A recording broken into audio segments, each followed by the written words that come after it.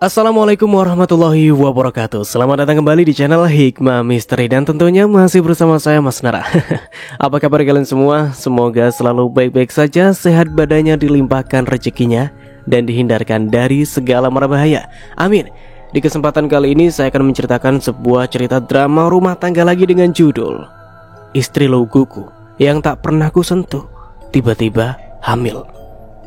Cerita ini ditulis oleh Zora Bella. Bagi kalian yang ingin membacanya secara langsung bisa klik link di kolom deskripsi yang sudah Mas Nara sediakan. Sebelum ke videonya, Mas Nara akan menjelaskan sedikit tentang full version. Jadi teman-teman yang belum paham full version itu apa, kok komennya, "Kak, ini kan sudah diupload, cerita yang baru dong. Kak, ini kemarin udah loh." Kayak gitulah pokoknya. Nah, di situ full version itu dari part 1 sampai part akhir akan dijadiin satu dan dijadikan full version. Nah, dan biasanya itu akan Mas Nara upload di setiap hari Minggu. Ya kali Mas Nara hari Minggu gak boleh libur, susah dong. Mas Nara juga pengen istirahat. Nah, seperti itulah pokoknya ya. Oke, lanjut ke ceritanya. Dan bagi kalian seperti biasa yang belum subscribe channel ini, silahkan bisa subscribe dulu lah, dan aktifkan lonceng notifikasinya agar kalian tidak ketinggalan cerita dari channel Hikmah Misteri yang akan selalu meributkan hati kalian. Dan jangan lupa juga untuk share and like, tentunya agar Mas Nara lebih semangat lagi untuk menghibur kalian. Oke, kalau sudah, terima kasih, and so just try keep up with me.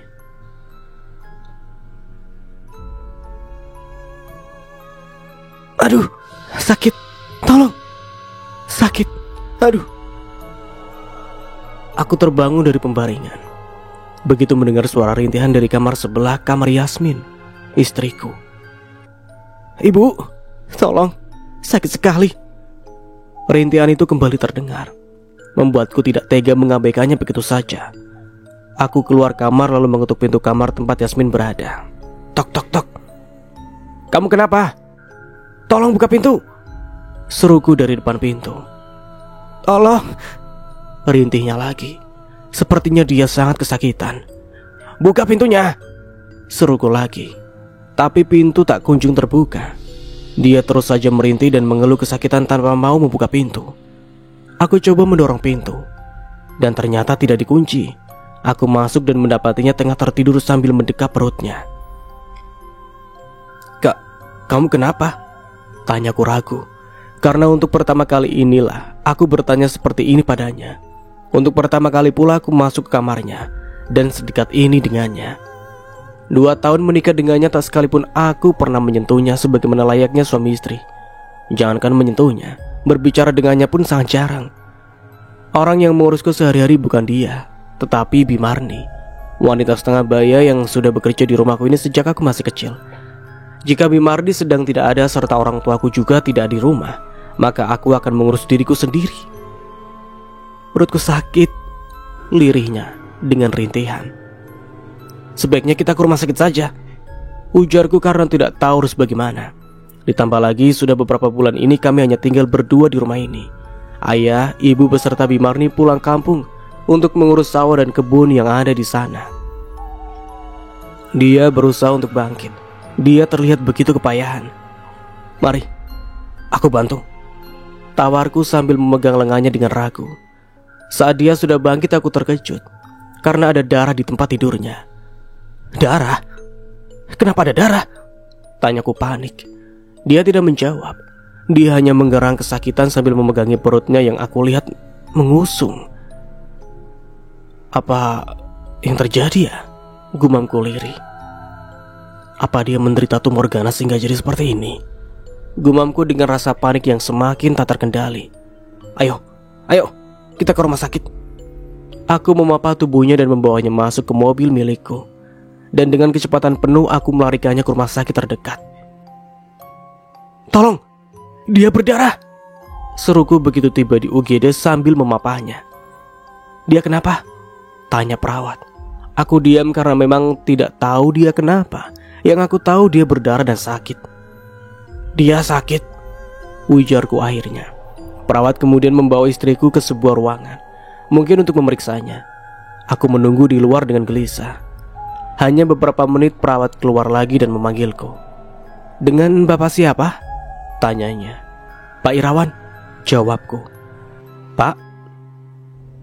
kata dokter sambil memandangku dengan tatapan tajam. Istri bapak pendarahan. Sepertinya bayi bapak akan terlahir prematur. Dokter menjelaskan, nadanya terdengar marah. Aku diam menyimak. Aku masih belum paham sepenuhnya dengan apa yang dikatakan dokter. Mengapa bapak begitu teledor, membiarkan istri bapak tidak pernah memeriksakan kehamilannya, sekalipun di posyandu atau ke rumah sakit? Begitu banyak pasangan suami istri di dunia ini yang sangat menginginkan keturunan. Mereka rela melakukan apa saja agar bisa punya anak. Tapi mengapa kalian justru seperti ini? Dokter itu berbicara panjang lebar seperti mengomel. Maksud dokter apa ya? Tanyaku belum juga paham. Mengapa seperti ini? Tegas dokter. Istri Anda pendarahan dan akan melahirkan, sementara usia kandungannya belum cukup. Usia kandungannya baru saja memasuki 7 bulan. Apa Anda belum paham juga? Aku mundur beberapa langkah demi mendengar ucapan dokter di depanku. Aku lemas dan merasa sesak. Bagaimana mungkin dia hamil dan kini akan melahirkan, sementara aku tidak pernah menyentuhnya sekalipun? Kenapa? Tanya dokter lagi dengan raut bingung. Jangan bilang jika Anda tidak tahu jika istri Anda sedang hamil. Dokter memandangku dengan tajamnya. Iya, aku menjawab lemah. Plak. Dokter menampar keningnya sendiri. Astagfirullah, ada apa dengan bapak? Bisa-bisanya Anda tidak tahu jika istri Anda hamil. Lalu apa saja yang Anda lakukan selama ini? Dokter di depanku terlihat marah. Aku hanya diam melihatnya. Aku tak tahu harus berkata dan berbuat bagaimana lagi. Perawat yang mendampingi dokter kemudian mendekati dokter, kemudian berkata pelan padanya. Mungkin dia baru pulang merantau, Bu. Dan dia memang tidak tahu jika istrinya hamil. Mungkin selama dia di rantauan istrinya selingkuh. Meski perawat itu berbisik, tapi aku masih bisa mendengarnya. Dokter itu menghela nafas panjang begitu mendengar bisikan perawatnya. Dia kemudian kembali beralih pada aku. Baiklah Pak, saya tidak berhak mencampuri urusan pribadi Bapak. Tugas saya hanya merawat, mengobati, dan membantu persalinan istri Bapak. Tapi istri Bapak tidak bisa melahirkan di sini. Kami akan merujuk istri Bapak ke rumah sakit kabupaten. Dia akan dioperasi. Aku tidak terlalu banyak tanya lagi. Aku menurut saja apapun yang dikatakan dokter. Lakukan apa saja yang terbaik. Yang menurut Anda, dokter, saya akan menurut saja. Ujarku dengan pasrah. Aku lemas. Aku merasa seperti tidak menginjak bumi. Aku merasa ini sebuah kejadian yang sulit diterima akal sehat. Mengapa Yasmin tiba-tiba melahirkan? Meski memang aku tidak pernah dekat dengannya, tapi bukankah kami tinggal serumah? Mengapa aku tidak tahu jika selama ini dia hamil? Atau caraku yang menghindarinya selama ini yang terlalu berlebihan, hingga aku tidak tahu dia hamil, bahkan kini akan melahirkan? Lalu lelaki mana yang mau mengamilinya? Sejuta tanya berkecambuk dalam benakku. Saat kami sudah berada dalam mobil ambulan pun, aku masih sibuk dengan pikiranku sendiri. Sementara di depanku Yasmin terus meringis menahan sakit. Perutku tiba-tiba mual. Inilah yang membuatku selalu tidak tahan berada dekat dengan Yasmin. Aku selalu ingin mual dan muntah. Dengan sekuat tenaga aku menahan agar tidak muntah di depan Yasmin. Aku takut dia tersinggung dan semakin kesakitan karena ulahku. 20 menit berkendara kami akhirnya tiba di rumah sakit besar. Dengan bantuan para perawat, Yasmin kemudian turun dari mobil dan langsung dimasukkan ke sebuah ruangan. Setelah semua urusanku yang menyangkut operasi Yasmin selesai, aku keluar untuk menelpon orang tuaku. Biarlah secepatnya mereka tahu. Rasanya aku tidak mampu menanggung semua ini seorang diri. Walau bagaimanapun juga hati ini sungguh sangat sakit. Assalamualaikum nak. Begitu panggilan tersambung, ibuku langsung mengucap salam. Waalaikumsalam bu. Cepatlah kemari. Cepatlah tolong aku. Karena tidak kuasa menahan sejuta rasa di hatiku, aku langsung berkata panik pada ibuku. Ada apa nak? Apa yang terjadi? Apa kamu sakit? Atau apa Yasmin yang sakit? Ibuku bertanya tak kalah paniknya. Aku tidak bisa mengatakannya sekarang bu. Lebih baik ibu berangkatlah ke sini sekarang juga bersama ayah. Aku tidak bisa menanggung semua ini seorang diri. Cepatlah datang. Aku merintih dalam resah. Aku memang tidak mencintai Yasmin. Aku memang tidak pernah bisa dan tidak pernah mau mendekatinya. Tapi tetap saja hatiku terasa hancur saat tiba-tiba dia melahirkan anak yang bukan benihku tepat di depan mataku. Dia istriku yang tidak pernah dan tidak ingin aku sentuh. Tapi mengapa tiba-tiba dia melahirkan? Dia gadis lugu yang taat beribadah, tapi mengapa melakukan zina? Lelaki mana yang telah menjamahnya? Lelaki mana yang telah mengambil alih posisiku? Lelaki mana yang telah menggantikan aku untuk memberi nafkah batin padanya? Baiklah nak, jika memang keadaannya sangat gawat, kami akan segera berangkat juga. Biar adikmu Ilyas yang mengantar kami. Aku sedikit lega mendengar perkataan ibuku. Di sebelah utara gugusan pegunungan yang jauh di sana, itulah tempat kampungku. Jalan terjal berliku, curam, dan bertebing akan aku tempuh jika harus ke sana. Butuh waktu hampir sehari untuk mencapainya. Jika malam ini ibuku akan berangkat, mungkin esok pagi mereka akan sampai. Itu pun jika mereka tidak singgah di kampung-kampung yang mereka lalui. Setelah menelpon, aku kembali masuk ke tempat Yasmin. "Anda suami Ibu Yasmin?" tanya perawat begitu aku sampai. "Iya," jawabku dengan lesu. "Selamat ya Pak, bayi laki-laki Anda telah lahir. Meski prematur tetapi cukup sehat. Dan istri Anda juga baik-baik saja. Silakan masuk ke ruangan itu. Istri Bapak sudah kami pindahkan." Dengan ramah perawat menerangkan semuanya sebelum aku bertanya. Aku masuk ke ruangan yang ditunjuk perawat dan mendapati Yasmin berbaring lemas dengan jarum infus di lengannya, sementara bayinya masih berada di inkubator. Aku diam, Yasmin juga diam. Tapi di pelupuk matanya ada air yang menggenang.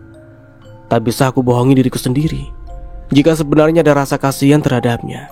Tapi saat mengingat dia yang lugu tapi tiba-tiba melahirkan tanpa pernah aku sentuh, membuatku benci dan marah. Setelah melihatnya sejenak dalam diam, aku keluar kembali dan mencari musola rumah sakit untuk sholat sekaligus beristirahat. Biarlah perawat yang nanti mengurus Yasmin. Aku sendiri tidak mau dan tak akan pernah peduli padanya. Hari menjelang siang ketika ibuku menelpon mengatakan dia sudah di rumah, tapi tidak mendapati kami di sana. Aku kemudian mengatakan padanya jika kami berada di rumah sakit dan mengatakan padanya pula untuk langsung ke rumah sakit saja. Aku menunggu mereka di depan kamar Yasmin. "Apa yang terjadi? Apa Yasmin sakit?" tanya ibuku dengan panik begitu dia sampai di rumah sakit dan bertemu denganku. "Lihatlah ke dalam," jawabku, dan mereka semua langsung masuk tanpa bertanya lagi. Astagfirullah. "Alhamdulillah, Yasmin, ini anakmu. Kamu melahirkan, nak? Kapan kamu hamil? Mengapa tiba-tiba melahirkan? Kok bisa tiba-tiba melahirkan? Kami tidak pernah tahu kamu hamil, tapi syukurlah kita punya cucu." Riuh suara mereka saat melihat Yasmin dan anaknya, sementara aku terdiam di ambang pintu melihat raut bahagia dan terkejut mereka dengan menanam marah. "Alhamdulillah," seru ibuku. "Selamat Wan, ini benar-benar kejutan yang luar biasa," sambung ibuku lagi seraya menepuk pundakku. Aku menepis tangan ibuku kemudian melangkah mendekati Yasmin dan berteriak di dekatnya. "Lihat menantu kesayanganmu dan tanyakan padanya anak siapa yang telah dilahirkan. Anak itu bukan anakku, dia bukan benihku. Dia anak haram." Lengkingku, kecewa dan juga sakit hati yang aku tahan dari semalam, kini aku lampiaskan di depan mereka semua. Plak! Sebuah tamparan keras mendarat di pipiku. Aku terhuyung. "Manusia biadab, apa yang kamu katakan? Apa yang kamu lakukan di depan istrimu yang masih tidak berdaya karena baru saja bertaruh nyawa untuk melahirkan penerusmu? Kau tidak mengakui anakmu sendiri?" Dengan tangan kokohnya ayah menampar sambil memarahiku. "Dia bukan penerusku, ayah. Anak itu anak haram. Dia tidak mungkin anakku, karena selama ini aku tidak pernah menyentuhnya sekalipun," ucapku dengan menekan suara karena tersadar jika kami berada di rumah sakit. Kau, benarkah kau tidak pernah menyentuhnya? Kau mengada-ngada. Kamu bohong." Tuding ayahku tak percaya dengan apa yang kukatakan. "Aku tidak bohong. Aku tidak mungkin bisa menyentuh wanita seperti dia. Seharusnya kalian tahu semua ini sejak awal," lanjutku dengan nada tinggi yang susah payah ku tekan. "Kenapa? Ada apa? Apa yang membuatmu tidak bisa menyentuhnya? Kenapa, Kak?" Ilyas maju mendekatiku dengan bertanya marah. Wajahnya terlihat begitu menjengkelkan. Jika memang kakak tidak bisa menyentuhnya karena tidak cinta atau jijik, lalu mengapa kakak harus marah jika kini dia melahirkan karena dia disentuh lelaki lain? Ujar Ilyas lagi. Dan kata-kata Ilyas ketika membuatku terdiam. Benar yang dia katakan. Mengapa aku harus marah? Bodoh. Tentu saja dia marah. Istri yang katanya tidak pernah dia sentuh itu ternyata melempar bangkai ke wajahnya. Aku diam. Tapi ayahku yang menjawab perkataan Ilyas. Jika dia tidak marah itu tandanya dia bukan manusia normal. Dia manusia gila. Ujar ayahku lagi. Aku bingung dan heran dengan mereka. Mengapa kini justru aku yang mereka pojokkan? Bukankah seharusnya Yasmin yang akan mereka damprat? Tapi dia tidak menyukai Yasmin. Mengapa dia harus marah? Selama ini dia tidak pernah peduli pada Yasmin sedikit pun. Bahkan seperti yang ayah bilang, Yasmin melempari wajahnya dengan bangkai pun dia tidak peduli. Mereka tinggal satu rumah tapi dia tidak tahu Yasmin hamil. Ini sungguh aneh. Aku akui Ilyas memang pandai berbicara. Mungkin itulah juga sebabnya dia menjadi anak kesayangan ayahku. Ilyas pandai merayu. Dia pandai bergaul, banyak teman, terbuka, dan belak-belakan tidak seperti diriku yang dingin dan cenderung menutup diri. Perlakuan pilih kasih yang ayah perlihatkan sejak kami masih kecil dulu membuatku menjadi pribadi yang berbeda dengan Ilyas. Ilyas adalah anak emas ayahku. Apapun keinginannya selalu terpenuhi. Sedangkan aku bagi anak pungut yang harus bisa melakukan apapun dengan usahaku sendiri. Sedikit saja melakukan salah, maka pukulan dan cacian yang aku dapatkan. Ayah juga tidak ingin dengan apa yang dikatakan itu. Palingan ini akal-akalnya saja. Sepertinya dia malu mengakui bayi itu sebagai anaknya. Karena selama ini dia selalu keluar-keluar mengatakan tidak menyukai istrinya. Ayahku berkata sambil mencibir. Terserah kalian percaya atau tidak, kenyataannya aku memang tidak pernah menyentuhnya sekalipun. Ujarku dengan kesal. Lalu apa gunanya kakak menikah? Jika kakak tidak menyentuh dan tidak peduli padanya, bahkan mungkin jika Yasmin mati pun kakak tidak akan peduli. Ilyas terus saja memojokkanku. Kalian sudah tahu sejak awal jika aku tidak menyukainya. Bohong. Bukankah waktu itu kakak setuju? Bukankah waktu itu kakak bilang terserah ayah saja? Yang artinya kakak memang setuju. Lalu mengapa setelah bertemu Yasmin kakak menjadi berubah? Ilyas membentakku. Dia begitu sinis. Kalian menjebakku. Kalian tidak pernah memberitahuku bagaimana Yasmin yang sebenarnya. Aku tahu yang dekat dengan Yasmin sebenarnya kamu, Ilyas. Tapi karena kamu anak emas, itu sebabnya kamu tidak menikah dengannya. Ayah tidak mau anak emasnya punya istri seperti Yasmin. Aku membentak dan menuding wajah Ilyas. Omong kosong apa yang kau katakan? Ayahku membentak marah. Dia maju semakin dekat kepadaku, mungkin bermaksud akan menghantamku. Cukup, cukup, hentikan. Jangan bertikai lagi, hentikan. Ibu dan Bimarni yang sejak tadi jadi penonton histeris. Mereka sepertinya takut melihatku dipukul lagi oleh ayah seperti saat aku masih kecil dulu. Jangan seperti ini. Jangan bertengkar lagi, seru ibuku sambil menangis. Di sana di atas tempat tidurnya Yasmin hanya terdiam dengan pandangan kosong. Dia tidak menangis ataupun berbicara sedikit pun. Pandangan matanya seperti menatap tempat yang sangat jauh. Ada apa ini? Mengapa ribut-ribut di sini? Dua orang perawat tiba-tiba datang. Mereka marah. Semuanya keluar. Jangan ribut di depan pasien. Pasien masih lemah dan butuh banyak istirahat. Cepat keluar. Kami semua menunduk malu mendengar bentakan perawat. Kami keluar dalam diam dan raut wajah kesal. Kami duduk di lorong di depan kamar Yasmin. Tak ada lagi yang bicara. Kami semua diam membisu. Dan tiba-tiba, aku benci kamu. Aku benci. Diiringi dengan suara teriakan bayi. Aku benci. Kamu lebih baik mati. Kamu membuat hidupku semakin sengsara.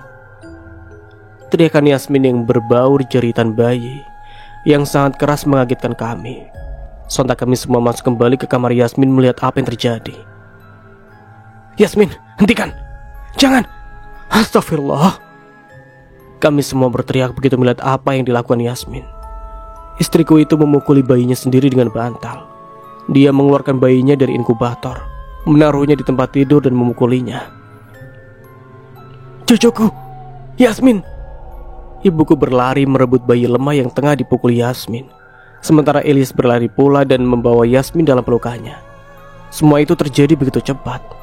Aku mematung dengan lidah keluh, melihat adegan adik kandung dan istriku kini menangis bersama sambil berpelukan dengan eratnya. "Aku tidak menyukai bayi itu, Ilyas. Aku tidak menyukainya. Bawa dan buang saja dia."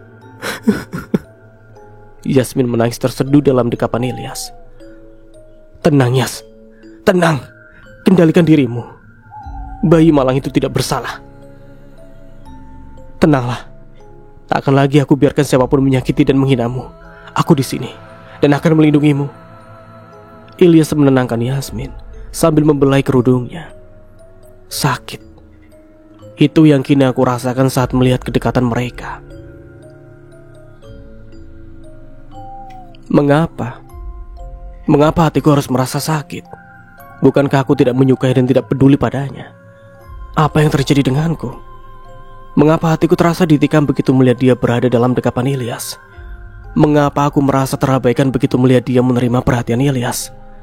Mengapa rasanya lebih sakit dari yang aku rasakan dulu saat ayah hanya perhatian pada Ilyas tanpa mau peduli pada aku? "Dokter!"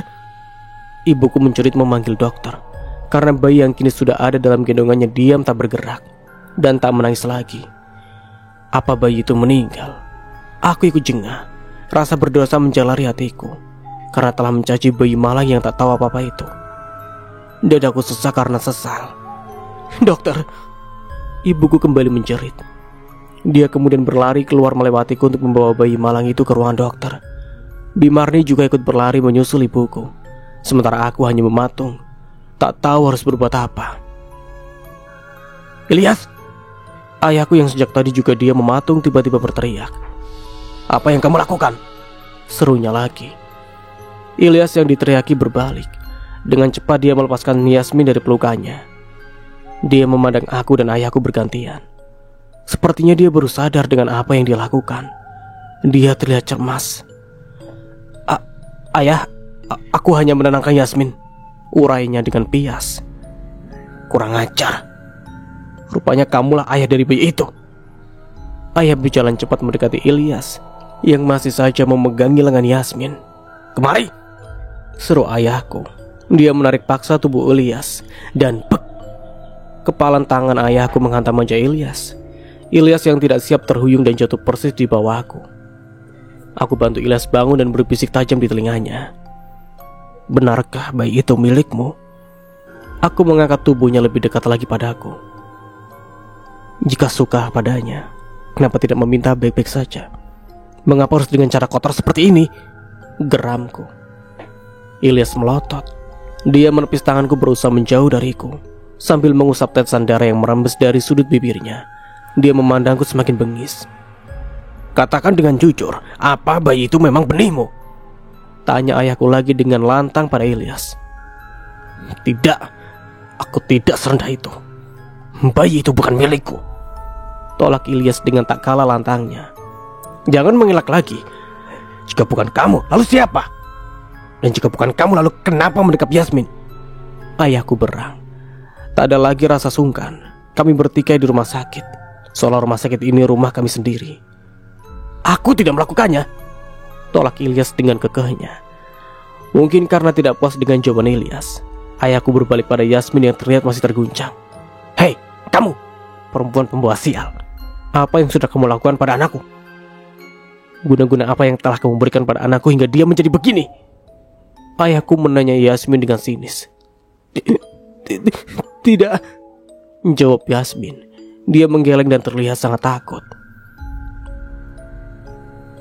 "Katakan dengan jujur, dengan siapa sebenarnya kamu berzina? Atau apa kamu menjual diri? Apa mungkin ada lelaki yang mau membelimu? Sementara suamimu sendiri pun tak pernah sudi menyentuhmu. Atau apa mungkin kau berhubungan dengan para setan karena tidak ada manusia yang mau menggaulimu? Ayah!" Aku dan Ilyas serempak berteriak. Kami membentak lelaki yang kami panggil ayah yang ada di depan kami. Mungkin Ilyas sama denganku, sama-sama tidak suka dengan apa yang dikatakan ayah pada Yasmin. "Ada apa?" seru ayahku. Mengapa kalian serempak membentakku? Tanya ayahku dengan geram. Omongan ayah telah melewati batas, gumamku dengan pelan. Lihat dirimu. Mengapa kini marah bila aku yang mencaci wanita ini? Bukankah sejak tadi kamu juga mencacinya? Ada apa denganmu? Tanya ayah dengan melotot. Jawabku tertahan. Benar kata ayah, mengapa di saat orang lain mencaci Yasmin aku menjadi marah? Sementara aku sendiri pun mencaci Yasmin sejak tadi. Bahkan tadi aku mengatakan bayi Yasmin adalah anak haram. Sudah, tutup saja mulut kalian. Sekarang biar wanita pembawa sial ini yang bicara. Nada ayah terdengar bijaksana, tapi kata-katanya menyakitkan. Wanita busuk, buka mulutmu. Katakan dengan jujur, dengan siapa sebenarnya kamu berzina? Ayah kembali menanyai Yasmin dengan kata-kata hinaan. Tidak. Yasmin hanya mengatakan tidak. Dia menutup wajahnya dengan kedua belah tapak tangannya. Dia terlihat sangat ketakutan. Wanita busuk, cepat katakan. Ayah, jangan menghinanya lagi. Aku mohon jangan. Hatiku sungguh sakit mendengarnya. Jika ayah sungguh ingin tahu, biar aku yang berkata jujur. Akulah ayah dari bayi itu. Ayahku beringas. Sepertinya dia naik darah karena Yasmin tidak kunjung menjawab. Dia maju lebih dekat pada Yasmin seperti hendak memukulnya. Tapi dengan cepat Ilyas maju dan mendorong tubuh ayahku hingga terjengkang. Dan dengan duduk bersimpu di bawah kaki ayahku, Ilyas memohon untuk Yasmin dan mengakui jika bayi itu adalah miliknya. Ilyas menangis. Aku melihat Yasmin tersentak kaget begitu Ilyas mengakui bayi yang dia lahirkan itu adalah anaknya. Tapi sebelum Yasmin sempat berbicara, beberapa perawat dan juga satpam datang menghalau kami. Bapak, tolong jangan bertikai di rumah sakit. Ibu ini memang keluarga bapak, tapi saat ini dia menjadi pasien di rumah sakit ini. Kami dan rumah sakit ini bertanggung jawab atas keselamatannya. Tolong, jangan mencoba lagi menyakiti pasien kami. Jika bapak tidak ingin kami polisikan. Sekarang tolong tinggalkan pasien kami. Satpam, antar mereka keluar dari rumah sakit ini. Untuk yang kedua kalinya, kami mendapatkan malu karena teguran dari perawat. Bahkan kali ini mereka membawa satpam untuk mengusir kami. Tanpa perlawanan dan tanpa suara, kami ikuti para satpam yang menggiring kami keluar hingga parkiran rumah sakit. Ayo, pulang. Kita selesaikan semua ini di rumah. Setelah satpam meninggalkan kami di parkiran, ayah memberi perintah. Aku dan Ilyas menurut. Aku pulang menggunakan mobilku, sementara Ilyas juga pulang bersama ayahku dengan mobil yang dia bawa dari kampung tadi. Aku dan Ilyas seperti berpacu di jalanan. Ilyas yang sepertinya masih kesal membawa mobil dengan kecepatan tinggi. Tapi aku juga yang tak kalah kesal dan marahnya memacu mobilku tak mau kalah dari Ilyas. Dalam waktu singkat aku sampai di rumah, dan akulah yang lebih dulu sampai. Aku memasukkan mobil ke halaman kemudian turun dan menunggu mereka di ruang tamu. Sesaat menunggu mobil, Ilyas pun memasuki halaman dan mereka pun turun. Bek! Anak kurang ajar, bisa-bisanya membuat malu seperti ini. Begitu masuk rumah, aku langsung menghantam Ilyas. Sia-sia aku menuruti segala keinginanmu. Selama ini kamu buat kami malu. Bajingan, apa tidak ada wanita lain selain dia? Hah? Bek! Ayahku seperti orang kemasukan setan. Dia terus memukul Ilyas dengan membabi buta. Ilyas diam saja saat dipukul. Sesekali dia mengelak tapi tetap bungkam. Jawab sekarang. Apa alasanmu hingga berbuat begitu hina, berzina dengan istri kakakmu sendiri? Tanya ayahku lagi. Sudah ayah, sudah. Jangan pukuli dia terus. Aku berseru dan menarik ayahku agar tak lagi memukuli Ilyas. Diam kamu Wan, jangan halangi ayah. Kamu belum tahu bagaimana rasanya kecewa di saat orang yang sangat kita banggakan dan harapkan justru merusak nama baik. Dia merusak nama baik kita dan berbuat nista. Ayah menepisku dan berusaha memukuli Ilyas lagi. Begitulah ayah. Begitulah yang aku rasakan selama ini. Saat aku sangat mengharapkan ayah, tapi ayah tidak pernah peduli. Malah ayah tega memukuliku. Berkali-kali ayah membuatku kecewa. Berkali-kali ayah membuatku menantang secara mata darah. Semua itu sudah aku rasakan sejak dulu ayah. Gumamku dalam hati. Ilyas bisa mati jika ayah memukulinya terus. Lihatlah, dia sudah terlihat lemas. Ayah akan sangat menyesal jika nanti Ilyas sakit atau bahkan mati karena pukulan ayah, kataku kemudian.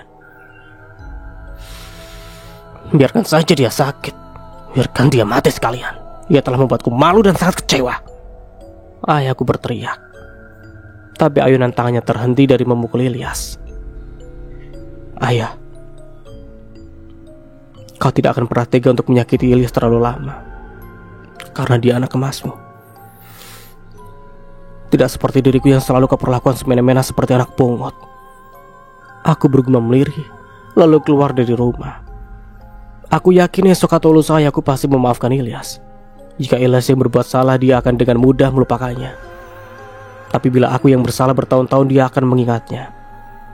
Aku berjalan gontai menuju mobilku bermaksud untuk pergi. Tak ada gunanya lagi untuk berdebat dan bertikai tentang semua ini. Toh Ilyas sudah mengakuinya.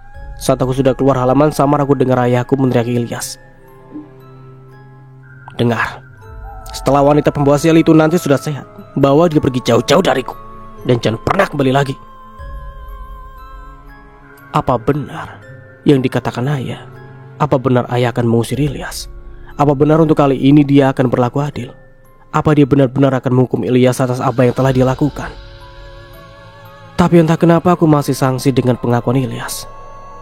Hatiku mengatakan Ilyas tidak mungkin berbuat begitu hina, meski dia orak-orakan, tapi tidak pernah terlibat mesum. Begitu juga dengan Yasmin. Dia terlihat solehah, rajin sholat, mengaji, menutup aurat. Apa mungkin berbuat zina?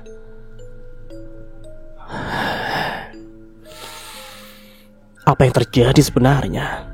Aku bertanya resah pada diriku sendiri. Mobilku terus melaju kencang. Semula aku akan pergi menjauh tanpa tujuan, tapi kemudian hatiku menggelitik ingin menanyai masalah ini langsung pada Yasmin. Mungkin bila ditanya baik-baik, Yasmin mau menerangkan kebenarannya. Begitu sampai di rumah sakit, aku bergegas ke ruangan Yasmin. Aku langsung masuk dan mendapati Yasmin sedang menangis. Ibu Bimarni serta seorang lagi aku lihat sedang menenangkannya. Sudahlah, jika memang tidak mau berkata jujur, kamu tidak akan bisa memaksa. Aku dengar ibuku berkata lemah. Nadanya terdengar frustasi. Ibu, sapa aku pada ibuku dan langsung masuk dan mendekat pada mereka.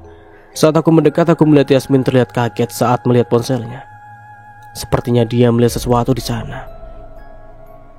Wan, di mana Ilyas dan ayahmu? Tanya ibuku. Begitu aku telah berada di dekatnya. Mereka ada di rumah, jawabku. Pak Irawan? Seorang yang duduk dekat Bimarni menyapa aku. Dan setelah melihatnya dengan seksama aku baru ingat, ternyata dia dokter atau bidan yang semalam memarahiku waktu di puskesmas. Bu Bidan, aku balas menyapa dan mendekatinya. Bu Bidan ada di sini. Sejak kapan ibu datang? Tanyaku dengan ramah. Saya baru tiba, Pak. Saya datang ke sini untuk menengok istri dan anak Bapak. Bu Bidan terlihat ragu saat menyebut kata anakku, dan juga mau meminta maaf sama Bapak, ucap Bu Bidan dengan menunduk. Minta maaf untuk apa, Bu? Tanyaku heran, karena merasa dia tidak pernah melakukan kesalahan. Semalam saya sudah berkata kasar sama Bapak, ujarnya lagi. Ternyata hanya karena masalah sepele itu, Bu Bidan jauh-jauh datang ke rumah sakit ini. Ya ampun Bu Bidan, itu hanya masalah kecil. Saya tidak pernah menganggap ibu salah kok, ujarku tak enak hati dengan kerendahan hati bidan yang duduk di depanku. Tidak, Pak. Saya selaku tenaga medis tidak seharusnya berkata kasar seperti itu. Itu menyalahi aturan. Saya minta maaf ya, Pak. Waktu itu saya tersulut emosi dan tidak bisa mengendalikannya. Bu Bidan terlihat begitu menyesal atas apa yang dia lakukan semalam. Dia terlihat tulus meminta maaf. Baiklah Bu Bidan, saya maafkan. Meski sebenarnya saya tidak pernah menganggap Bu Bidan itu bersalah kok, ujarku lagi, agar hati Bu Bidan tenang. Terima kasih, dan saya tidak bisa berlama-lama karena masih banyak tugas. Bu Bidan berdiri dan untuk pulang, tapi kemudian kembali memandangku lekat dan berkata, jangan tergesa-gesa mengambil keputusan. Pikirkan semuanya secara baik dulu. Jangan sampai kamu menyesali di kemudian hari seperti diriku. Pelupuk mata Bu Bidan berembun. Sepertinya dia juga menyimpan masalah hidup yang berat, hingga dia memberi peringatan padaku agar aku tak menyesal sama seperti dirinya. Iya, jawabku cepat. Bu Bidan kemudian berpamitan pada ibu, Bimarni, dan juga Yasmin. Bu Bidan juga menengok bayi Yasmin yang kini kembali di inkubator. Bayi itu sepertinya selamat. Aku mendesam menatap lama bayi mungil yang tak berdosa itu. Benarkah dia anak Ilyas? Jika iya, berarti dia keponakanku. Setelah Bu Bidan keluar ruangan, aku mendekat ke tempat Yasmin. Dengan ragu dan juga entah rasa apa lagi, aku mulai bertanya pada Yasmin.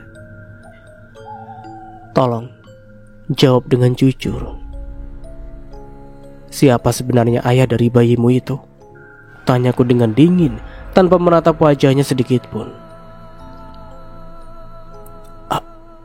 Aku, jawabnya dengan gugup.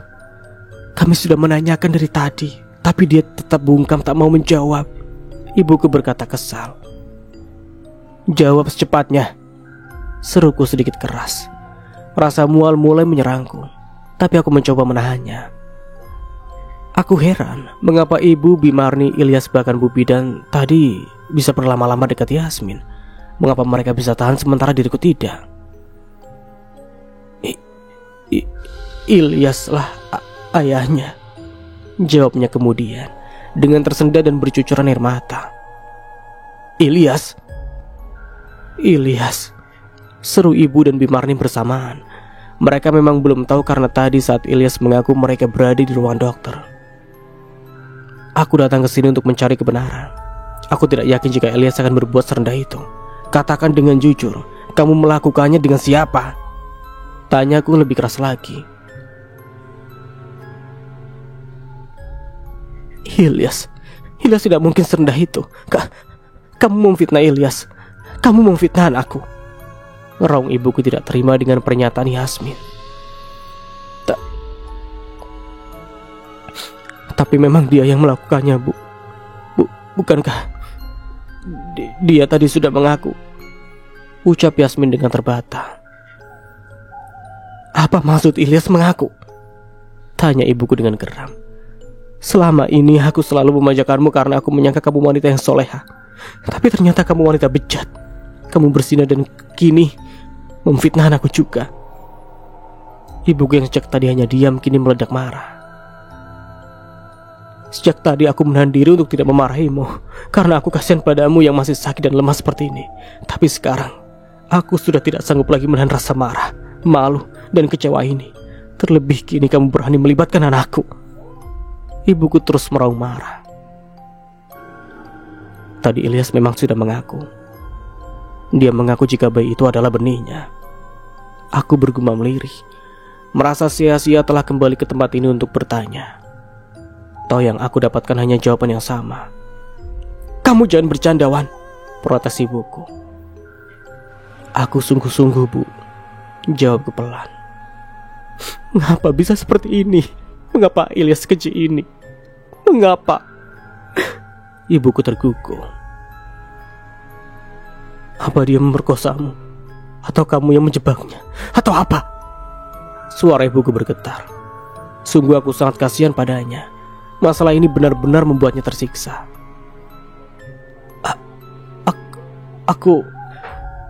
Kami melakukannya suka sama suka. Karena Cukup, jangan bicara lagi, aku tidak mampu mendengarnya. Dengan lirih ibuku berucap. Dia tidak melengking dan marah lagi. Tapi aku yakin kata-kata ibuku yang lirih tapi tajam jauh membuat Yasmin lebih sakit. Karena kini wajahnya pucat pasi dengan bibirnya yang bergetar. Aku tidak menyangka hatimu jauh lebih buruk dari wajahmu. Lirih ibuku lagi dan sontak membuat air mata Yasmin jatuh semakin deras. Wan, selama ini ibu tidak pernah meminta apapun padamu.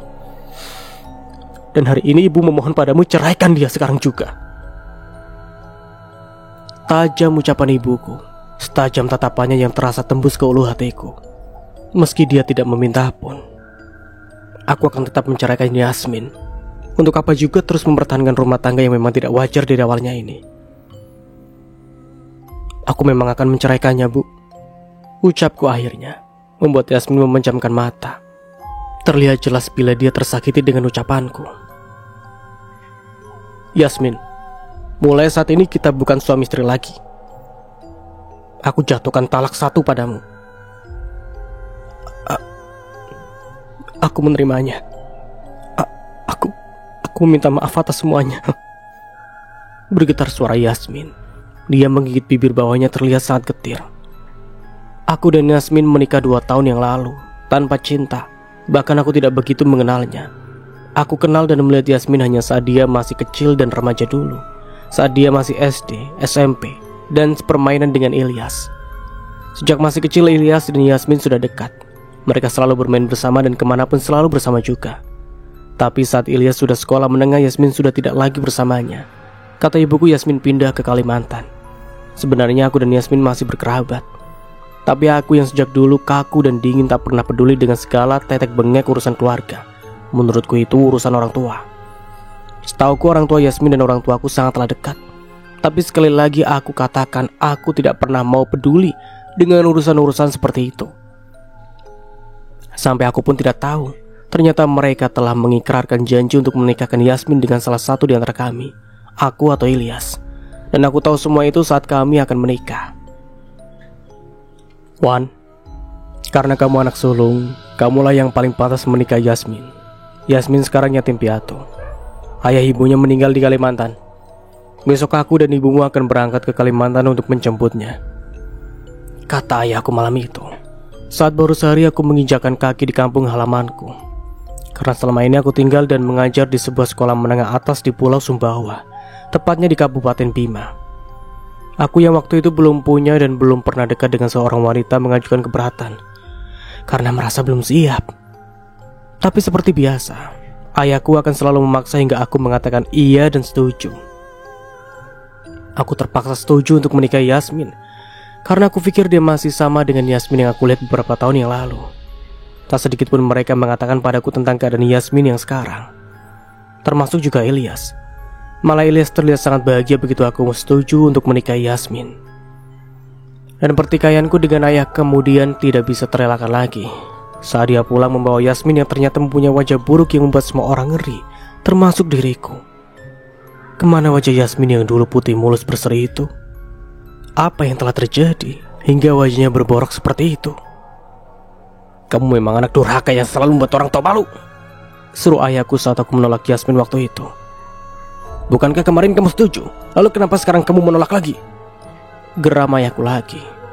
Ayah curang, kalian curang. Mengapa kalian menyembunyikan keadaan Yasmin yang sekarang padaku? Jika dia tahu seperti ini, aku tidak mungkin setuju untuk menikahinya, keluhku dengan kesal. Kami tidak curang. Kamulah yang salah karena tidak bertanya dan juga selama ini tidak pernah mau peduli dengan urusan keluarga, ucap ayahku ketus. Aku begini karena ayah yang selama ini yang telah menganggapku seolah tak ada. Itulah sebabnya aku seperti ini. Aku terasing dan mengasingkan diri. Dan setelah kini ayah mendapat masalah, barulah ayah melempar masalah itu padaku.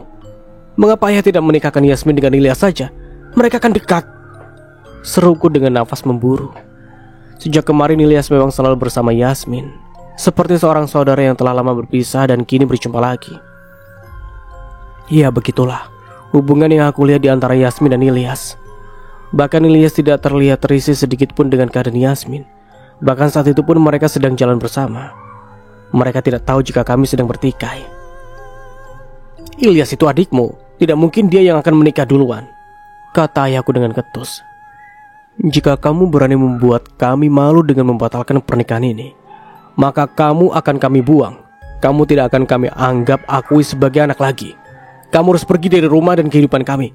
Dan kamu tidak akan aku berikan untuk bertemu dengan ibumu lagi, walau sedetik pun. Sejak dulu ayahku memang selalu begitu. Selalu membuat rasa cintaku pada ibuku menjadi senjatanya untuk memaksa aku tunduk, untuk melakukan sesuatu yang dia inginkan. Dan seperti biasanya pula ibuku hanya bisa menangis saat melihatku tertekan seperti ini. Ibu, jangan menangis bu. Apapun akan aku lakukan demi ibu. Aku memeluk ibu yang sejak tadi menjadi penonton perdebatan kami dengan derayan air mata. Yasmin anak baik, Wan. Meski kamu jijik padanya, tapi berusaha untuk tidak menghina dan menyakitinya. Jika kau tak mampu untuk menyentuhnya, setidaknya perlakukanlah dia dengan baik. Ibu yakin dia tidak akan pernah menuntut lebih padamu. lirih ibuku di sela-sela tangisnya. Yasmin, bisakah aku hidup denganmu? Dengan keadaan tubuhmu yang sangat bau menyengat dan juga wajah dan juga lehermu yang penuh dengan borok itu. Lirikku dalam hati. Oke, kita beralih ke sudut pandang Yasmin.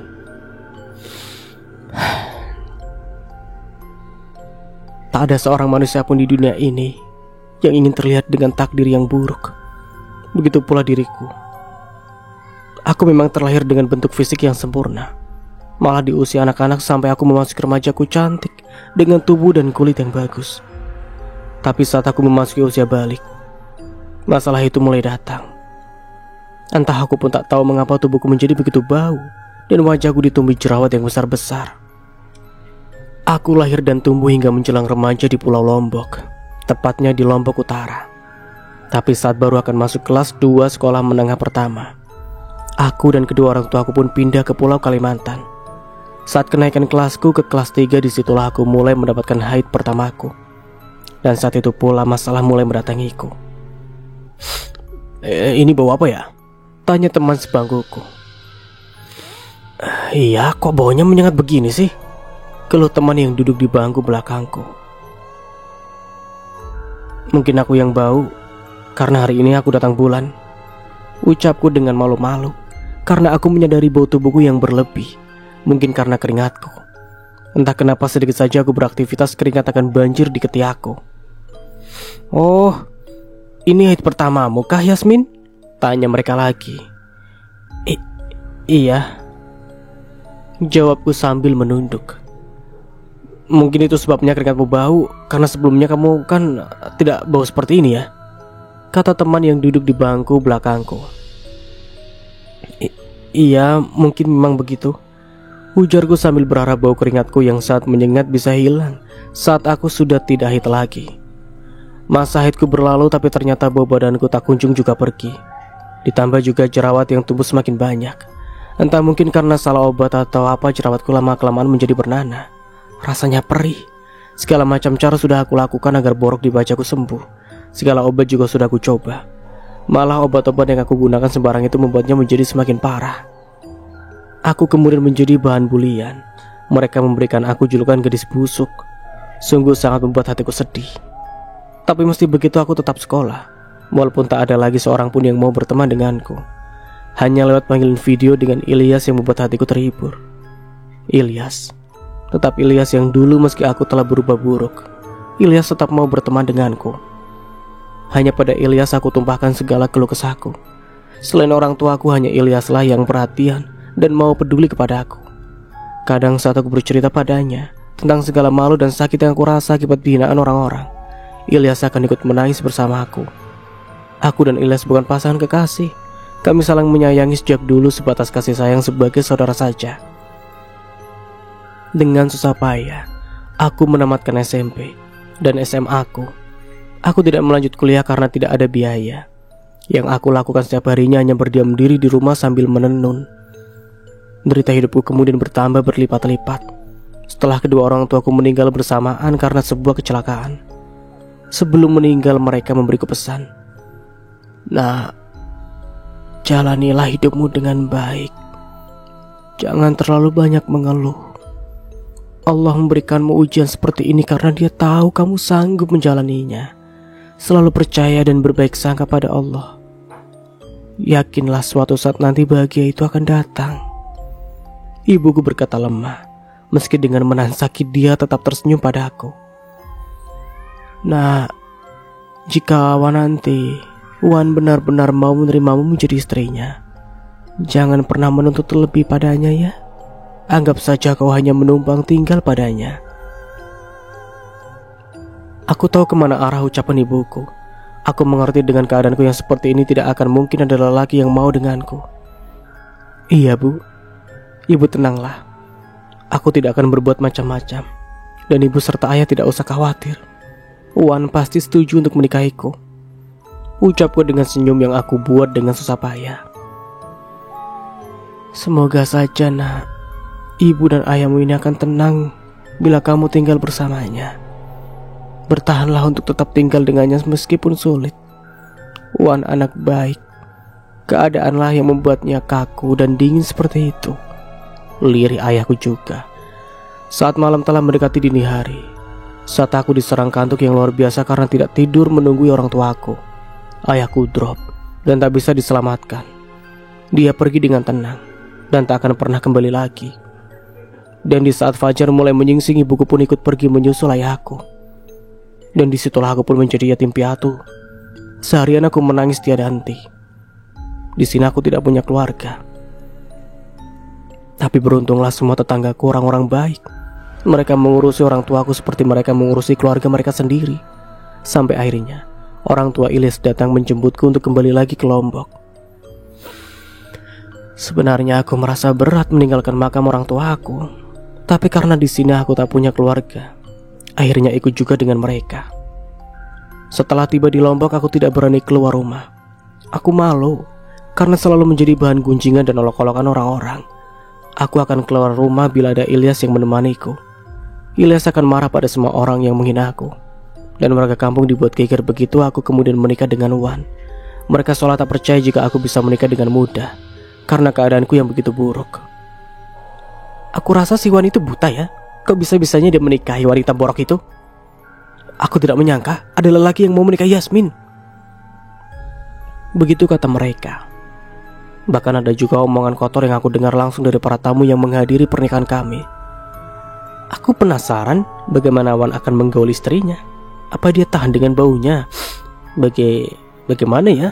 Bagaimana juga dia akan menciumi wajah borok itu? Apa dia tidak jijik? Aku hanya bisa menantangis mendengar semua omongan mereka. Ditambah lagi sikap Wan yang teramat dingin padaku membuat hatiku bagai tersayat. Sejak aku baru tiba di Lombok, Wan tak pernah menyapa aku. Semua itu membuatku sungguh sakit. Tapi karena mengingat nasihat orang tuaku, aku berusaha sabar dan ikhlas. Jangan menuntut terlalu banyak. Bersyukurlah ada orang yang mau menikahimu. Lirihku menghibur diri sendiri. Ini kamar pengantinmu, Yas, ujar ibu mertuaku saat acara akad nikah kami sudah selesai. Aku masuk ke kamar pengantin yang beraroma semerbak mawar, kontras dengan bau tubuhku yang bau busuk menyengat. Aku telisik setiap sudut ruangan, semua tertata indah dan rapi, jauh berbeda dengan keadaan diriku yang buruk rupa. Tinggallah di situ, Yas. Ibu akan keluar dulu. Ucapan mertuaku membuatku tersadar dari keluh kesah. Iya, Bu, jawabku cepat. Ibu mertuaku adalah wanita yang sangat baik. Dia lembut dan penuh perhatian. Sungguh sangat berbeda dengan lelaki yang kini menjadi suamiku. Suamiku Wan, dingin dan kaku. Tak seolah senyum pun yang ia berikan padaku saat tadi kami berijab kabul. Aku duduk di tepian ranjang pengantin yang bertabur mawar merah. Pembaringan yang sangat indah, gumamku lirih, karena aku tahu sepertinya malam ini adalah malam seterusnya. Aku tidak akan pernah merasakan tidur bermalam pertama dengan suamiku di ranjang pengantin ini. Dan benar saja apa yang aku pikirkan. Hingga malam mulai merangkak larut, Wan tidak muncul menemuiku. Wan menghilang entah kemana. Menangis? Tentu tidak. Aku sudah tahu sejak awal jika ini akan terjadi. Aku sudah siap menerima semuanya. Hingga malam berlalu dan pagi menjelang, Wan tak pulang-pulang. Ilyas dan ayah mertuaku mencoba mencari dan menelpon, tapi mereka tidak bisa menemukannya. HP-nya pun dia matikan. Hingga sebulan kemudian Wan menelpon dan mengatakan dia sudah ada di Bima. Tak ada yang aku sesalkan dengan semua ini. Meski Ilyas mengamuk di depanku karena marah dan perlakuan kakaknya, tapi aku tidak terpengaruh. Aku selalu berpegang pada pesan orang tuaku yang menyuruhku untuk tidak meminta lebih. Setelah beberapa bulan kemudian Wan pun pulang. Dia pulang membawa kabar gembira. Dari balik pintu aku melihat Wan memeluk ibunya sambil menangis haru. Di sela-sela isak tangisnya dia mengatakan telah lulus dan terpilih menjadi PNS. Mertuaku pun menangis haru mendengar cerita Wan. Mertuaku kemudian sujud syukur di lantai dapur tempat dia dan Wan berada. Sesaat setelah mereka bertangisan haru bahagia, ayah mertuaku yang sejak tadi berada di kebun pulang. Dengan tergopoh ibu mertuaku menyambutnya di ambang pintu, dan dengan berapi-api penuh gembira menceritakan kepulangan Wan serta kabar gembira yang dibawanya. Tapi ayah mertuaku hanya melengos mendengar cerita istrinya. Malah kemudian dia memanggil Wan dan memarahinya karena meninggalkan aku begitu saja tanpa tanggung jawab sedikit pun. Mereka kemudian terlibat perdebatan dan perdebatan berakhir dengan sebuah tinju yang menghantam wajah tampan Wan. Wan yang marah dan kecewa kemudian pergi lagi. Dia tidak pulang hingga seminggu lamanya. Dia pulang kembali setelah ditelepon Ilyas karena ibu mertuaku sakit. Wan pulang dan meminta maaf padaku dan juga pada kedua orang tuanya. Dia mengatakan akan membawaku pergi ke tempat mengajarnya yang baru, yaitu di bagian ujung selatan Pulau Lombok. Setelah mertuaku sembuh, kami semua kemudian pergi ke tempat kerja Wan yang baru. Dan disinilah kejadian naas itu berawal. Saat ibu dan ayah mertuaku serta Bimarni pulang lagi ke Lombok Utara, setelah beberapa bulan menemani kami di Keruak ini, masalah besar pun menimpa aku.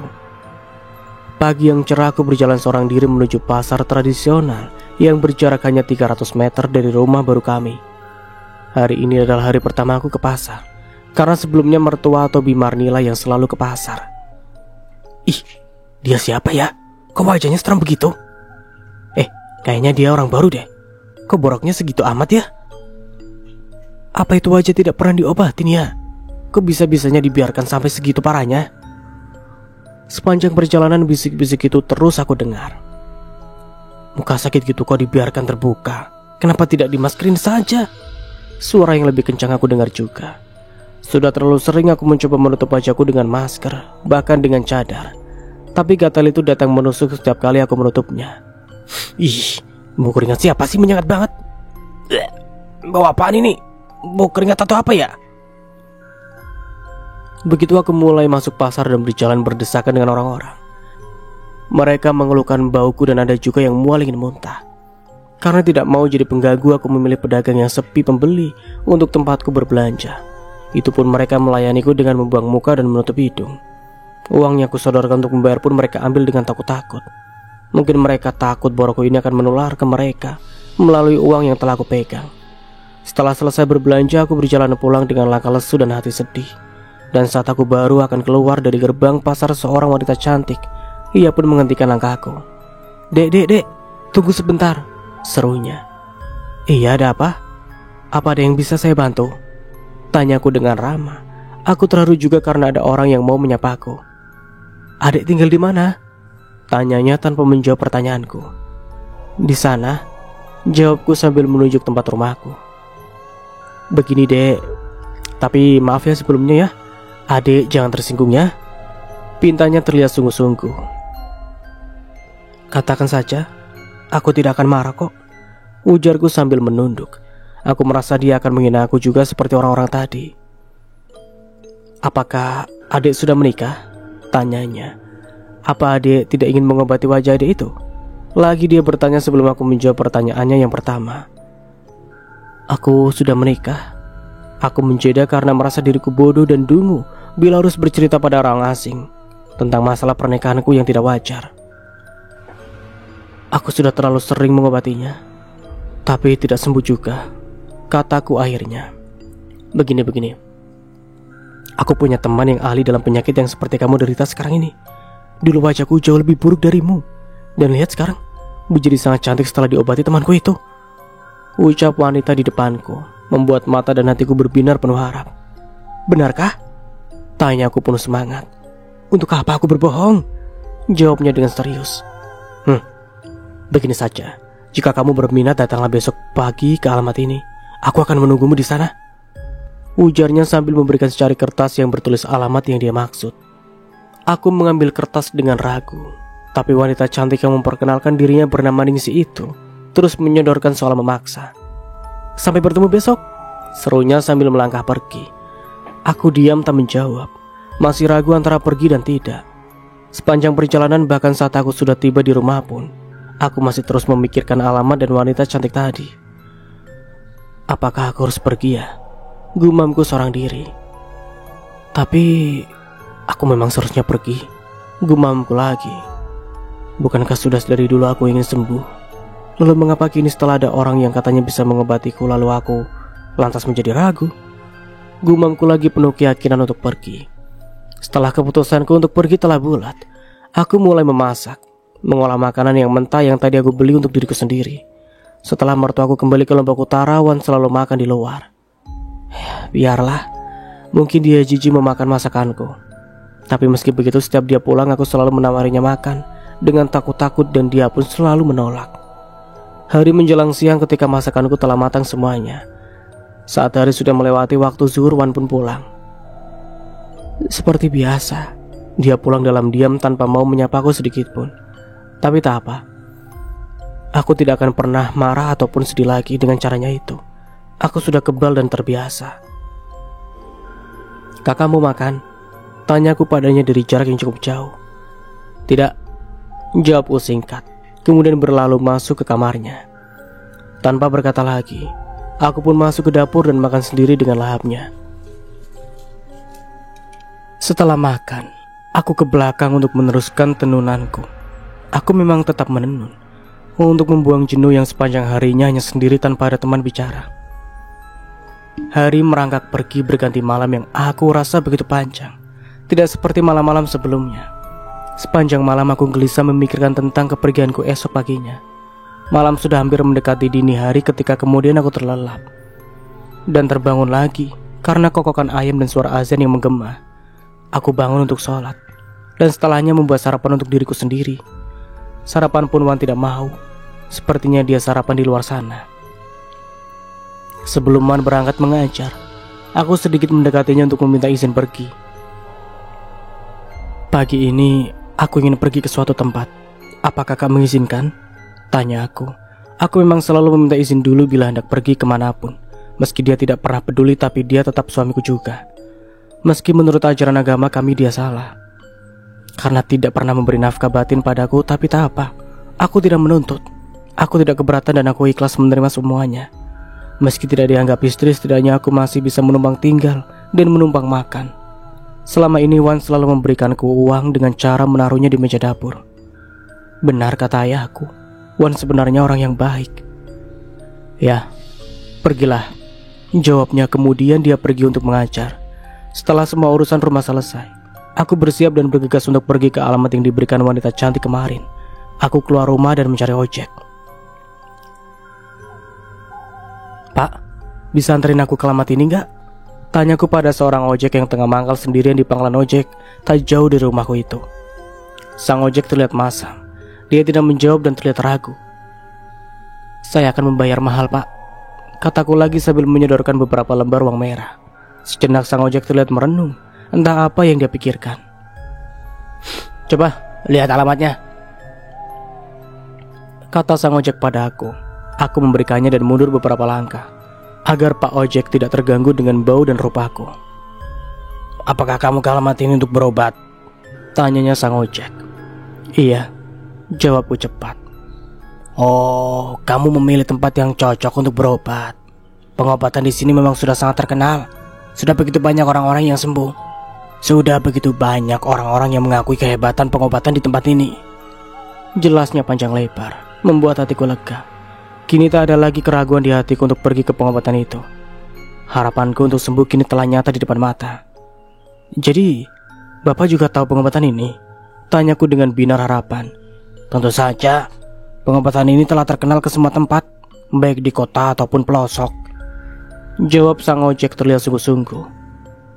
"Jika begitu, ayolah Pak, antarkan saya secepatnya ke sana," ajakku kemudian tidak sabaran. "Ayo, mari, naiklah," seru sang ojek kemudian. "Ini Pak, ambil dulu uangnya." Aku kembali menyodorkan uang yang sejak tadi ingin aku berikan, tetapi sang bapak belum mengambilnya.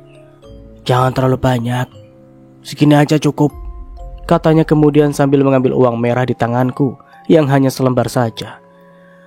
"Apa Bapak yakin itu cukup?" tanyaku berbahasa basi. "Iya, ini sudah cukup, mari kita berangkat," ajaknya lagi. Aku naik ke boncengan, kemudian Bapak di depanku melaju dengan kencang. "Apa masih jauh Pak?" tanyaku setelah agak lama berkendara. "Sebentar lagi," jawabnya. Motor terus melaju kencang, aku merasa sudah berkendara cukup jauh, tapi belum ada tanda-tanda sang ojek akan berhenti. Motor kemudian berbelok meninggalkan jalanan aspal menuju jalan tanah yang sedikit berbatu. Kami melewati kebun dan kemudian memasuki hutan kecil yang sangat sepi. Suara hewan-hewan penunggu hutan seolah menyambut kedatangan kami. Jalanan yang kami lalui semakin terjal dan berlobang di sana-sini. Hutan ini ditumbuhi pepohonan yang kecil-kecil, tapi mengapa sangat sepi dan terasa angker. Mendadak aku merasa takut. "Kok kita ke hutan Pak?" tanyaku dengan nada cemas. "Diam, jangan cerewet, bentak sang ojek yang membuatku semakin takut dan panik. Kemana sebenarnya Bapak akan membawaku? Tanyaku lagi, tidak mau diam seperti yang dia katakan. Bukankah kamu yang memintaku untuk mengantarkanmu ke tempat pengobatan itu? Ketusnya. Aku pun sebenarnya sudah tidak tahan terlalu lama bersama dirimu. Baumu benar-benar membuatku mual ingin muntah. Aku langsung terdiam mendengar ucapan Bapak ojek di depanku, dan aku tak ingin bertanya-tanya lagi. Setelah melewati hutan kecil, kami kemudian melintasi jalan setapak dan tibalah kami di sebuah bangunan kayu yang terlihat sangat kokoh. Kita sudah sampai, ujar sang ojek dengan nada datar. Apa di sini tempatnya? Tanyaku sambil turun dari boncengan. Iya, jawabnya singkat. Tunggu dulu di sini, perintahnya lagi, dan aku pun menurut. Bapak ojek tadi dengan berlari kecil memasuki bangunan kayu yang ada di depanku. Tempat ini sepi, seolah tak berpenghuni. Sambil menunggu aku berjalan pelan di halaman luas tapi tak terurus ini. Ayo, masuk. Aku tersentak ketika tiba-tiba seorang lelaki kekar sudah berdiri di belakangku dan mengajakku masuk. Iya, jawabku gugup. Ikuti aku, ujarnya lagi dengan nada dingin. Aku ikut tanpa bersuara. Aku terus berjalan diam mengikuti langkah lelaki di depanku. Lelaki itu kemudian memasuki sebuah ruangan. Dia menyeruku ikut masuk dan aku pun menurut. Tunggu di sini, jangan kemana-mana, perintahnya lagi dengan raut wajah sangar. Iya, jawabku takut. Entah kenapa aku merasa sangat menyesal datang ke tempat ini. Aku merasa tempat ini tempat yang tidak baik. Tempatnya begitu jauh dari pemukiman penduduk, dan juga di sini sangat sepi. Tak ada seorang pun yang aku lihat sedang berobat. Atau mungkin mereka berobat di ruangan lain, lirikku. Lama aku menunggu, saking lamanya aku jenuh dan mencoba keluar ruangan untuk melihat-lihat ruangan yang lain. Aku berjalan mengendap dan masuki ke ruangan yang pintunya ditutup gorden usang. Hei, apa kamu yakin dia masih perawan? Samar terdengar kekahan serak. Sepertinya dari ruangan lain di depan sana yang pintunya tertutup rapat. Aku yakin 100% bos, terdengar jawaban, dan sepertinya itu suara Bapak ojek tadi.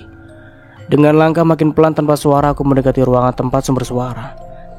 Kemudian aku mengintip ke dalamnya melalui celah papan yang sedikit renggang. Baiklah, sepertinya waktunya sudah tiba. Kembali kekahan serak itu terdengar. Dengan susah payah aku mencoba melihat bagaimana rupa wajah orang yang terkekeh menyeramkan itu. Tetapi aku tidak bisa. Ada sesuatu yang menghalanginya, seperti sebuah almari. Apa yang mereka bicarakan ya? Gumamku dengan resah. Nisi, siapkan semuanya dan bawa gadis buruk rupa itu padaku. Apa dia buruk dan bau, aku tidak pedulikan itu. Aku hanya ingin keperawanannya saja untuk menyempurnakan ilmu pengasih dan awet mudaku.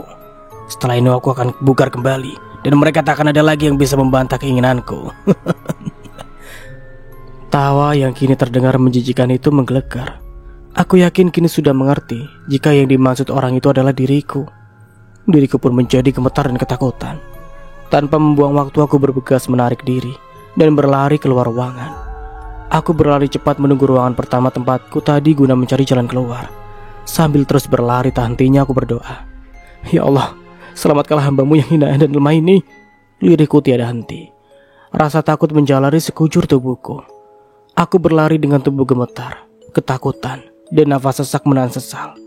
Aku menyesal telah gegabah mengikuti orang asing yang benar-benar tidak aku kenal sampai ke tempat sejauh ini. Bodoh.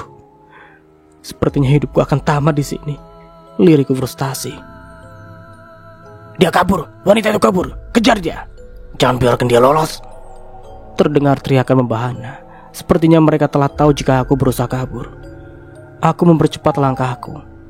Aku berlari hingga aku tiba tanpa hambatan di pintu masuk pertama. Tapi saat aku sudah hendak keluar bangunan dan menuju halaman, tiba-tiba Ningsih muncul dari luar dan menghalangi jalanku di ambang pintu. Di tangan Ningsih ada sesuatu yang mengepul dan beraroma harum menyengat. Benda itu seperti sebuah dupa. Aku berhenti sejenak, tapi kemudian berpikir lagi untuk terus saja berlari dan menabrak Ningsih yang menghalangi di depan pintu. Tapi niatku urung. begitu melihat dua lelaki kekar dengan golok lebar terhunus berdiri di belakang Ningsih. "Siapapun tolonglah aku, tolonglah aku," seruku tertahan. Wangi dupa yang dibawa Ningsih semakin menyengat dan membuatku pusing dan sedikit mengantuk.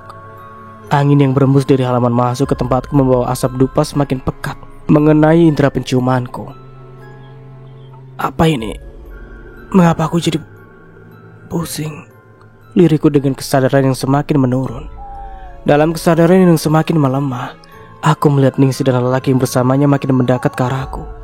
Mereka terus mendekat dan kilatan golok yang mereka bawa membuatku silau. Aku memejamkan mata untuk mencoba mengusir rasa takut dan juga pusing di kepalaku. Aku memejamkan mata karena tak tahu lagi harus bagaimana menghadapi keadaan genting ini. Meski dalam keadaan setengah sadar, aku ingin berontak dan berlari lagi. Aku membuka mataku dan bersiap untuk lari. Meski golok lebar itu akan menembus tubuhku, tapi saat aku membuka mata, sosok yang sangat aku kenal berdiri kokoh di depanku. "Wan," gumamku sambil memegangi kepala yang terasa semakin berat. Kak Wan, kaukah itu?" tanyaku lagi, karena dia terlihat suram akibat pandangan mata yang mulai berkunang-kunang. "Wan," lirikku dalam samar. Aku melihat wanita tersenyum manis padaku. "Kemarilah," katanya lembut sambil mengulur tangannya ke arahku. Aku sangat lega dan bahagia. Wan datang tepat waktu untuk menolongku. "Wan, kau datang untuk menolongku?" tanyaku dengan lunglai. Asap dupa masih saja mengepul dan membuatku terasa semakin pusing. "Iya, aku datang untuk menolongmu.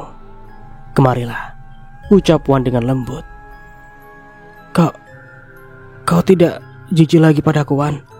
tanyaku, dan tiba-tiba nafasku memburu. Ada sesuatu yang terasa bergejolak di dalam sana. "Tidak," jawab Wan dengan lembut. "Kemarilah," ujarnya lagi sambil meraih tanganku. Sentuhan tangan Wan membuatku terbuai. Aku tidak ingat apa-apa lagi. Yang ada dalam benakku hanyalah Wan. Dia suamiku dan memang sepantasnya dia memperlakukan aku dengan lembut seperti ini. "Mari, kita ke kamar," ajak Wan sambil terus menyentuh tubuhku. Aku yang telah lupa diri menurut saja dengan apapun yang dia katakan dan dilakukan Wan padaku. Aku tidak menolak, karena Wan suamiku. Wan membawa aku ke sebuah kamar yang sangat indah, jauh lebih indah dari kamar pengantin kami yang tak terpakai dulu. Wan membimbingku naik ke atas ranjang. Lalu, ya seperti itulah. Lalu mantap-mantap gitu. Kalian bayangkan sendiri. Oke, Mas Nara lanjut. Mas Nara di sini nggak mau membacakan hal-hal yang ada kayak gitunya lah. Ini soalnya lebih. Kita lanjut. Aku tersadar dan merasakan ada benda dingin di leherku. Aku membuka mata dan langsung benda yang terasa keras pipi di leherku. Aku terpekik. Begitu menyadari apa yang terjadi, benda dingin di leherku ternyata sebilah golok, dan seorang laki-laki kekar berdiri di sampingku sambil memegang golok yang kini menempel di leherku. "Tolong!" seruku dengan suara bergetar karena takut. Belum habis rasa takutku karena golok di leherku, aku kemudian menyadari sesuatu yang lain. Aku tidak mengenakan baju. Aku hanya mengenakan selimut tipis yang tidak menutupi tubuhku sepenuhnya. "Apa ini? Di mana bajuku?" teriakku pada lelaki kekar yang masih saja menempelkan golok di leherku. "Jangan berisik!" bentaknya dengan garang. "Kenakan segera bajumu!" bentaknya lagi, sambil menunjuk bajuku yang berceceran di lantai dengan tangan kirinya. "Apa yang terjadi? Apa yang sudah kamu lakukan padaku?" Lengkingku. Aku tak peduli lagi dengan golok yang menempel di leherku. Aku bangkit dan menyerang lelaki yang ada di dekatku. Lelaki yang aku serang nampak beringas. Dengan sekali tepisan tangannya aku terjatuh dan terkapar lagi di tempat tidur. Dan kemudian aku mulai mengingat sesuatu. "Bukankah tadi aku bersama Wan?" lirikku. "Lalu kemana dia sekarang?" Aku memeras otak dan berpikir. Aku mulai mengurut-ngurutkan setiap kejadian yang aku alami. Dan setelah mendapat kesimpulannya, aku lunglai dengan air mata yang mengucur deras membasahi wajah baruku. "Mengapa Tuhan? Mengapa memberiku nasib seburuk ini? Mengapa tidak sekalian mengambil nyawaku juga? Aku menangis dan berkeluh kesah. Rasanya tak ada gunanya lagi aku hidup. Mengapa aku begitu bodoh menyangka yang datang tadi adalah lawan? Mengapa aku begitu hina menurut saja ketika lelaki yang tidak aku kenal itu merenggut kehormatanku? Orang yang bersamaku tadi bukan Wan. Tidak mungkin ada di sini. Mereka telah membuat aku mabuk dan tidak berdaya. Mengapa orang jahat mereka harus ada di dunia ini? Ayah, ibu, tolonglah aku. Aku telah rusak. Aku terus menangis dan meracau. Diam! Bentak lelaki di dekatku. Sepertinya dia kesal mendengar tangisanku. Mengapa kamu diam saja? Ayo bunuh aku, bunuh! Tebas leherku dengan golokmu itu, tebas! Aku berteriak dan menarik golok di tangan lelaki itu untuk kugunakan menebas leherku sendiri. Plak! Tamparan keras dari lelaki di dekatku membuat wajahku perih, sakit. Tentu saja sangat sakit karena wajahku memang sedang sakit. Jangan macam-macam. Ikuti saja kemauan bos kami. Masih beruntung kamu dibiarkan hidup. Dasar perempuan busuk. Geram lelaki di dekatku dengan beringasnya. Apa yang terjadi sih? Mengapa berisik sekali? Ningsi tiba-tiba muncul sambil membawa gelas berisi air. Minum, perintahnya padaku sambil menyodorkan gelas berisi air ke mulutku. Tidak, seruku sambil mengangkat tangan untuk menepis gelas yang dia sodorkan. Tapi dengan cepat lelaki di dekatku menahan tanganku dan memegang kepala dan mulutku. Lalu Ningsi memaksaku meminum air dalam gelas yang dibawanya. Setelah ini dia akan tunduk dan tidak akan berisik lagi, gumam Ningsi. Kamu wanita busuk, bentak Ningsi padaku setelah dia berhasil membuatku meminum air yang dibawa. Jangan pernah kamu ceritakan semua kejadian ini pada siapapun. Jika tidak ingin video dirimu ini akan kami sebar, ancam Ningsi sambil memperlihatkan video diriku yang sedang bersinar tadi. Di video itu diriku begitu jelas, sementara lelaki yang bersamaku mereka blur. Tapi meski mereka memblurnya, aku yakin lelaki yang bersama tadi adalah lelaki yang terkekeh dan bersuara serak di dalam ruangan tadi. Dan entah mengapa pula, tiba-tiba aku merasa begitu takut pada ancaman Ningsi. Apalagi saat dia mengambil golok dari tangan lelaki di dekatku, lalu dia mengayun-ayunkan padaku. Aku pun gemetar ketakutan. Lihat, golok ini akan menebas lehermu jika kamu berani membantah kami, ucap Ningsi dengan seringnya yang sangat menakutkan. Sekarang kenakan bajumu lalu pulanglah. Pak Damar akan mengantarmu. Dan ingat, tetap tutup mulut. Anggap saja tidak pernah terjadi apapun. Dengan patuh aku memunguti pakaianku untuk mengenakannya. Lalu setelah itu Pak Damar yang ternyata ojek tadi datang, lalu membawaku pulang. Sepanjang jalan pulang aku pun diam, tak bersuara sedikit pun. Hatiku terasa hampa dan kosong. Aku merasa lelah dan frustasi. Kami tiba di rumah dengan cepat karena Pak Damar membawa motor seperti terbang. Begitu tiba di gerbang rumah, aku turun tanpa disuruh, kemudian melangkah lunglai masuk ke rumah. Rumah masih sepi, sepertinya Wan belum pulang. Aku langsung masuk ke kamar kemudian duduk termenung. Aku termenung memikirkan nasib buruk yang baru saja aku alami. Setelah lelah termenung, aku kemudian menenggelamkan wajahku ke bantal, lalu menangis tiada henti. Sepanjang hari aku menangis. Aku tidak bangun untuk sholat ataupun makan. Yang aku lakukan hanya menangis dan menangis. Bahkan sampai saat malam, saat Wan sudah berada lama di rumah, aku masih menangis. Wan tak tahu jika aku sedang menangis. Wan tak peduli meski seharian aku tidak keluar rumah. Bahkan jika aku mati pun Wan tidak akan pernah peduli. Hari-hari selanjutnya aku lalui dengan lara. Terlebih kemudian aku hamil. Tapi tak ada seorang pun yang tahu dengan yang aku alami, termasuk dengan kehamilanku ini. Dan bencana selanjutnya terjadi lagi begitu aku melahirkan. Dan aku semakin bingung dan terkejut begitu Ilyas yang tidak tahu apa-apa tiba-tiba melibatkan diri dengan mengakui bayi yang aku lahirkan adalah benihnya. Mertuaku yang selama ini baik padaku berubah menjadi membenciku. Malah dia menyuruh Wan untuk menceraikanku. Dan akhirnya Wan pun menjatuhkan talak kepadaku. Aku pejamkan mata saat Wan mengucap talak padaku.